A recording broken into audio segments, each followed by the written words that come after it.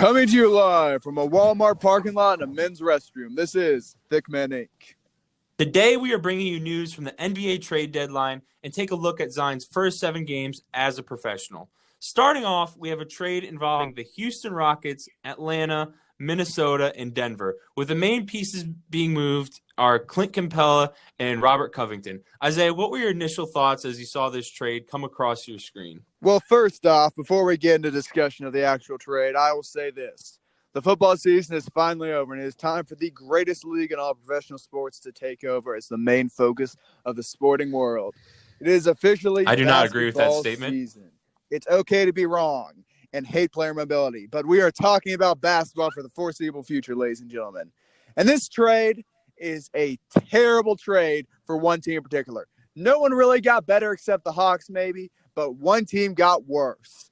Imagine, if you will, a team playing in the Western Conference and having a very good shot to go far in the playoffs, trading their defensive center who doesn't demand shots, gets rebounds, and has always been consistent on the defensive end of the ball. Imagine getting rid of him to get a 6'7" replacement to him in Jordan Bell. Excuse me, am I reading that right?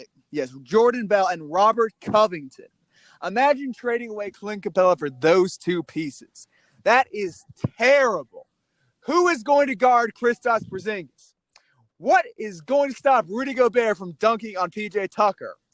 Where on the planet Earth will the Houston Rockets recruit someone to stop Anthony Davis from averaging 50 a game in the playoffs? This is a horrible move. They are trying to live by the three, but they are going to die by the three. You cannot just have 5 people out there lobbing up threes and expect to be successful. If I'm Eric Gordon or I'm PJ Tucker, I am demanding a trade at this exact moment. I don't want my kids or my grandkids to see footage of Anthony Davis and LeBron James dragging their nuts on my head day in and day out come playoff time. This is going to be terrible for them. As for the Hawks, I'm very happy they got a good Can I respond to that they look first? like an exciting team for the future. Go ahead. Well, I disagree with you on a lot of that. So the Rockets this season, Clint Capella has not been very healthy. They've played 11 games without him. And when he hasn't been on the floor, the Rockets are 10-1. So they've been getting wins and very consistent without him on the floor. And they don't even have anyone over 6'6". I think they are realizing that Russell Westbrook is not recovering as a three-point shooter. While he's still one of the best point guards in the game, his game relies on assists and driving to the lane and getting the bucket. And adding Robert Covington adds a valuable defensive presence. Of course, he's not the center and defensive presence that Clint Capella is, but he's still a very good wing and adds another element of three-point shooting that Clint Capella takes off the floor. And when Clint Capella and Russell Westbrook are on the floor at the exact same time, you have 2 people who simply cannot hit a three, which takes away from the Rockets' game plan on the offensive side of the ball. So I think now their offense is enhanced, and I think they're actually going to benefit from this. So I don't really think they're going to be worse. They can win as many games in the regular season as they want, but when basketball gets more physical come playoff time, they're screwed. There's simply nothing they can do anymore to stop the good centers and the power forwards of the league. It's just the unfortunate thing about one way of doing it. Well, the unfortunate thing about the NBA is, unless you're one of the top 2 or 3 seeds or your team has LeBron on it, you're probably not making a championship run. Clint Capella, they're not beating the Clippers. They're not beating the Lakers. I don't even think they're beating the Nuggets. And, if they somehow made the NBA championship, they're definitely not beating anyone who comes out of the East. Tristan, you just said that if you're not a top 1 to 3 seed, you don't make the playoffs or the championship. The Rockets are 1 game out being the 3 seed. They had a chance to compete in the playoffs, and they traded it away. They didn't even give Capella, Westbrook, Harden I think their chance is even better now. I know, but I'm saying I think it's even better now without Capella. Well, I explained why already. I don't need to restate myself. You explained why already. I think they're going to get completely exposed because all the top 6 teams in the West have good centers. But that is far from the only trade we are going to talk about today.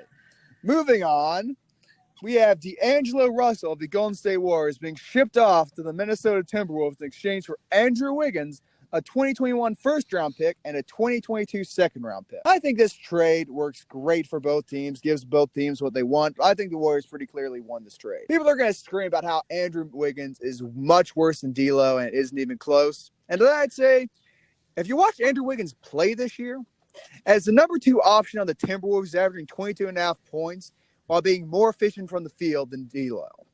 At the same time, he's giving up shots to Cats. Karl-Anthony Towns, one of the best offensive centers in the league who demands the ball to be effective. As the number 1 option, D'Lo has been less efficient and only scored 1 more point. It's not that much of a difference. Pair that with the fact the Warriors have the best system for guys like Andrew Wiggins, who've struggled off the court and had some issues, such as Swaggy P, JaVale McGee, and DeMarcus Cousins. All 3 of those guys were able to revitalize their career a little bit, excluding injuries. And Andrew Wiggins will certainly be able to do that. And one more thing, you gave them a top 10 pick. The T-Wolves have lost 13 straight games. They are not going to make the playoffs. They are not going to be a good team in the West. They're not going to be a top 10 team in the West. You are giving them a high first-round pick and players of comparable value who both have bad contracts. It's just not as good a trade for the Timberwolves as it is for the Warriors. I completely agree with you. My instant reaction was that it was a win for both teams. The Timberwolves finally have another player that's tight with their superstar in Karl-Anthony Towns. They're reportedly very close friends. Andrew Wiggins has been media cancer. I don't know if he's been exactly – well, he's a locker room cancer when Jimmy Butler is there. I don't know how it's been after that. But he's been a constant circus in the media constantly saying how bad he is. Like you said, he actually has been doing pretty good this year. So I think it was good for them, but I do agree that it's a lot better for the Warriors. They get a player who's been doing pretty good. They have a chance at having 2 top 5 picks if the Timberwolves pick falls out of the top 3. So that'll be really good for them to build for the future with Klay Thompson, Stephen Curry, and Draymond still being on the roster. I mean, what's being lost in all this is both teams are very bad this year. So, it's a move for the future for both teams rather than a move for this year and anything that's going to happen this year. I'd say a key difference between the two, one of them is trying to be bad at this point. I think one's just kind of naturally bad. What if Andrew Wiggins suddenly becomes what we all thought he would be and brings the Warriors out of the top 10 picks? Well, it sucks for them, I guess, but it's not going to happen. Wiggins ain't going to average 40 a night. And you can't tell me you're the 4th best player on that roster, as you can probably not tell me who the 3rd best one is. But I probably don't know who the 2nd best one is. Draymond Green, fellas been an all-star a few times, defensive player of the year. He has some name recognition. But Andre Drummond has been sent to the Cleveland Cavaliers for a future second-round pick. Oh, God. Oh, Jesus. As well as Knight and Hinson. Oh, this trade, Tristan. This trade is abysmal. The Pistons got fleeced on this one, and it makes me think they are tanking for the future. But at the same time, it opens up the question, what are the Lakers doing?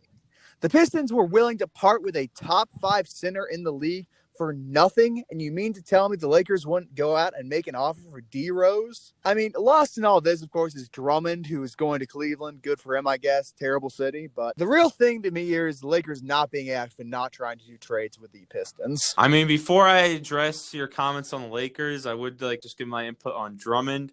I do not understand this trade for the Cavs, really. Of course, they're acquiring one of the best centers in the league. But what makes them think that Drummond is going to want to re-sign with them when he was reportedly going to hit free agency, and that's why the Pistons wanted to move him? I'm fairly certain that Drummond would prefer playing elsewhere. I feel bad for Drummond because he wasn't made aware of the fact he's being traded. Then he winds up in Cleveland. And who wants to be in Cleveland when you have the turmoil that's going on with Kevin Love, not Paxton is playing? So I didn't get the trade all around, besides even the pieces that were moved. Obviously, the trade wasn't great. I'd say Drum has some real value if you can get him to stay, maybe get rid of Tristan Thompson. But I'm going to read you a quote from Andre Drummond. I love it here in Detroit. You hate seeing that. You just hate seeing it. Yeah, you got to feel bad for the guy. But as far as your comments on the Lakers not willing to deal for Derrick Rose, I mean, I think they kind of saw Derrick Rose's first stint with LeBron and them not working too well on the floor together and thinking it's probably not going to work this time. And the Pistons, I think it was the Pistons they wanted to get, what's his face? The young guy. that wasn't traded to the Pelicans. Lonzo I think they wanted Kuzma. Kuzma. I'm pretty sure they wanted Kuzma in the deal. And if I'm the Nobody Lakers, in I'm not LA giving up. likes Kuzma, though. Kuzma is terrible for them. The You man think bumps Kuzma's hot terrible for shower in the them? locker room before games. He's a locker room cancer for that fact alone. He's got Amber Rose hair. Why would you want Kyle Kuzma when you could have Derrick Rose? Because Derrick Rose is like 90 years old. He's not. He's had some bad injuries, but he's averaging 20 a game. Derrick Rose is a good player. On a bad Pistons team. Okay, on a bad Pistons team. He's getting guarded. He's the number one offensive option. And he's still putting up 20. Imagine if he got no attention as their point guard, as the third offensive. He'd be amazing. Ugh. Yeah, but, I mean, how is he shooting the ball from 3 this year? I honestly don't know. More effective than normal. Gone up a little bit. Well, but he's still not like a insane 3-point shooter. And as far as Derrick Rose's game goes, he's not really an off-ball guy. So with a combination of LeBron, AD being on the floor, I don't know if that's exactly the best piece to bring in to pair with them. I would strongly disagree. I think any scoring option, particularly one who could maybe come off the bench, would be a much better deal than what the Lakers have in Rajon Rondo. I don't know. And Kyle Kuzma. But I think we're Kyle talking Kuzma right now. can still develop, and he's a young guy. You know, we're talking. He'll find himself. But moving on, the Miami Heat have agreed to a trade involving Justice Winslow, Dion Waiters, and James Johnson to the Memphis Grizzlies for Andre Iguodala, Solomon Hill, and Jay Crowder. And to me, this trade's not that great for the Grizzlies. Iggy has obviously been freed. He's happy about that. And with him, the Grizzlies have sent 2 veterans who you think they'd want to keep around to help benefit the young guys they have there. Instead, they've decided to take the head case known as Dion Waiters, an undefeated MMA fighter, a young player who, while I suspect is going to be good, has been unproven. The Heat have bolstered their roster, got a Finals MVP and 2 very solid veterans who will be helpful come playoff time. It just looks like a major loss for the Grizzlies. I don't see why they traded those assets in exchange for getting rid of Iggy. I mean, I don't think this trade means that much, or it's not going to have that much of an effect on the season. The Heat are 4th in the East, but I don't think bringing a 36-year-old Iguodala is really going to elevate them over the Raptors, Celtics, or Bucks. It gives them experience come playoff time, which is going to be very valuable with all the time he had with the Warriors on their playoff runs. It is value added when it comes to that, but as far as the effect on the regular season, I don't think it'll make that much of a difference. The regular season doesn't matter if you're one of the top 8 teams. But in regards to them being below the Celtics and Raptors, what happens when the Raptors get to the playoffs without Kawhi Leonard? They choke. And I'm sorry, but if Kemba Walker's your best player, you're not making the conference finals. It ain't happening. The Heat are the clear number 2 team in the East, and they just got better. Moving on to our final trade of the day. The Clippers, Knicks, and Wizards have agreed to a 3-team trade that will land Marcus Morris and Isaiah Thomas with the Clippers. There are some other pieces to that. Isaiah Thomas has been released by the Clippers, but the biggest part of that is Marcus Morris, who for his whole career has had the potential to be a very solid 3rd or 4th option on a championship team. And I think this is finally going to be the role he fulfills. He was expected too much of in Boston when he was playing there and expected to guard LeBron. That just wouldn't have worked for him. No one of his caliber can guard LeBron. He's a primarily offensive-focused player. But he is a great fit for the Clippers, making a great addition for the playoff run. And it yet again reminds me that the Lakers, a team who shares the same stadium in the same town as the Los Angeles Clippers, are doing nothing even though their rivals are building. I agree with you that it's a good move for the Clippers, value added for a playoff run. But the Lakers are the Lakers. They do have LeBron and AD, 2 of the best players in the league. When you have them come playoff time, how much more do you need? I assume on come playoff time. Yes, because relying on 2 players in the playoffs has never backfired on LeBron before. I mean, they have the best record in the league right now. I mean, they have lost to the Clippers twice, but it's got to say something. Have you heard of load management? I have heard of it, but I mean, the Lakers Kawhi has been managing his load, and he will unleash his load all over LeBron and AD come playoff time. And moving on to our next topic, how good is Zion Williamson through his first 7 games? He's been consistently good from my point of view, not lighting the NBA exactly on fire yet. is scoring 20 points a game. As far as lighting on the NBA on fire, I mean, the way he's being hyped up, everyone thought he'd score 25, 30 points a game and be absolutely ridiculous. But he's coming off injury. We talked about his three-point shooting after his very first game, but in his last 5 games, he hasn't made 1 3. I don't even know if he's attempted a 3. And it's interesting to note that when they played a real contender in Milwaukee, Zion shot 26% from the floor. Might come as a concern in the future. Overall, I think he's been very solid, but with the sample size only being 7 games, it's really hard to make a prediction to say if he's just going to be a good, maybe few all-star type player or future Hall of Famer. Once the sample size gets bigger, it'll be more definite as to how good he's going to be. You remember when people said Zion wasn't going to be able to physically bully people the same way he did in college and the NBA? Those people were wrong. Over the course of 7 games, Zion has put the league on notice. While playing through minutes restriction, Zion is averaging just under 20 points and 8 boards a game. And some would say, oh, that's not that impressive. He was hyped up, yada, yada, yada. And I tell you, there's this amazing stat out there called per 36 minutes, which is the average length a contributing starter, a number 1 or number 2 guy on the team plays. When you adjust Zion's stats if he was playing full-time, he would be averaging 26-11 as a rookie. And while the losers and haters will point out and say, oh, he didn't shoot well against the Bucks. He didn't shoot well against the Bucks. I would remind you that he was playing Giannis Antetokounmpo, someone who I think should have been the Defensive Player of the Year last year and a phenomenal force, and Brook Lopez, a man who had 8 blocks the night before playing Zion. And he was still able to drop 20 points on their heads through better improved free throw shooting and physical dominance inside against guys like Lopez and even a little bit against Giannis.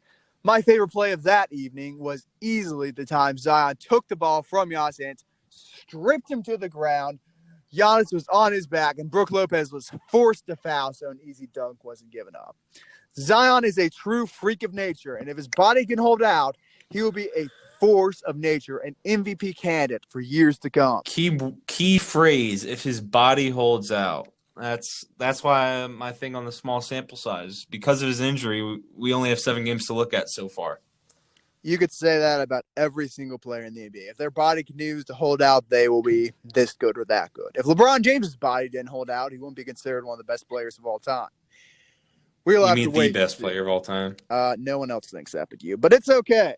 Something else of note, in 6 of Zion's 7 games, he has had a positive plus-minus and seems to be getting along very well with young stars like Brandon Ingram and Lonzo Ball. You love seeing it if you're a Pelicans fan. Oh, too bad. Are you a Pelicans fan now? No, not particularly. I'm still cheering for the lovely Charlotte Hornets, who are holding up the 10th seed in the East, and DeMarcus Cousins, who is holding up the 10th seed on the Lakers bench right now. But it'll be okay. All right, so that has been our recap of the recent NBA trade deadline and discussing Zion Williamson. Let us know what you think about the various NBA moves. That has been all. Thank you. See you next time.